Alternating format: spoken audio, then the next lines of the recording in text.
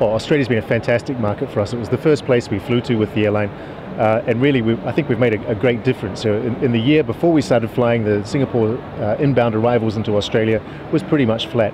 In the 6 months since we started flying, we've increased the inbound arrivals from Singapore to Sydney by 32%. Similar from Australians going to Singapore. It really goes to show that a good price point, a good product, a fun experience stimulates the market for the benefit of travellers and indeed the tourism economy. A lot of Aussies are travelling on your flights to Singapore and onwards as well. Absolutely, yes. Nearly half of the carriage on our flight is from Australians. And something really interesting I'd probably like to start a tiny bit more about really is the Chinese outbound traveller. Are they happy to fly low cost? Are they keen to fly low cost? And do you think that'll really pick up for you in the next 2 or 3 years? Well, it already has picked up very strongly. At the end of the day, travel from secondary China particularly is still aspirational. People want to go to places, they want to take pictures of where they've been, they want to show their friends what they have seen. So really, the means by which they travel is a facilitation, whether it's full service or not. And so we've had very, very good demand from China, and we see it certainly continuing.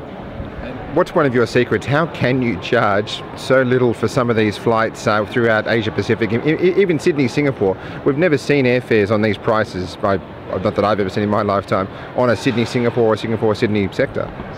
Well, really 3 words: density, disaggregation and efficiency. Seat density, we don't need to have an elaborate business class or first class. We don't have such the frequent service down the aisle, so we can make the aisle a little narrower. We don't need to stock hot towels for every passenger when they board the aircraft, so we can take out 1.5 galleys, so we get more seats into the aircraft. We utilise the aircraft more, about 40% more than a typical airline, so they're in the air earning money. And efficiency, we take advantage of internet distribution, internet technology for our support systems.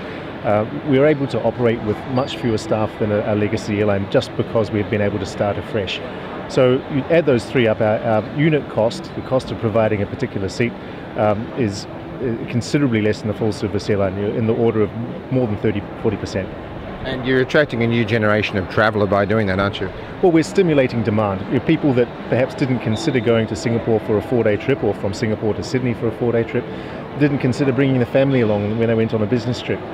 So really we're seeing a huge stimulation of demand. It's not cannibalizing the existing market, it's actually bringing more travellers to experience the wonders of travel in another country. And you've had a good uptake on Scoot Biz as well? Certainly. Yeah, very popular on the Australian routes.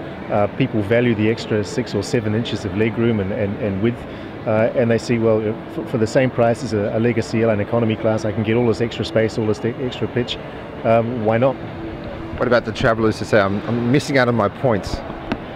Well, you're paying for the points anyway. Nothing comes for free.